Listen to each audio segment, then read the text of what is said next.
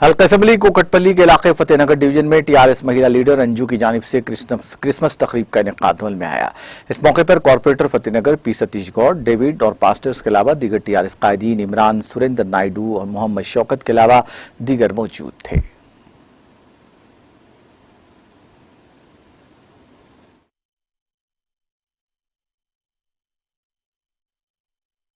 Nagar division మహిళా president Anjali మీదు Christmas వేడుక బండాల సతీష్ అన్న ఇన్వైట్ చేశారు. కేక్ కటింగ్ అయింది. అందరికి సుదర్శన్ రెడ్డి మన అందరూ వచ్చారు. అందరూ ఇన్వైట్ చేశారు. మంచిగానే అయింది. ఫెస్టివల్ బాగానే జరుగుతున్నాను 4 years ఇంద అన్న ఇన్వైట్ అవుతూనే ఉంటారు. ఎందుకంటే మనము పొలిటికల్లో ఉండం కదా అని కాదు, అందరికీ అందుబాటులో ఉంటాడు అన్న.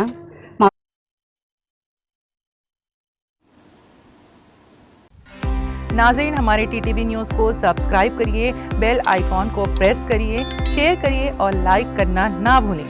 और किसी एडवर्टाइजमेंट से मुताल्लिक जानकारी के लिए हमारे इस नंबर पर कांटेक्ट कीजिए। हमारा नंबर है 9550102020।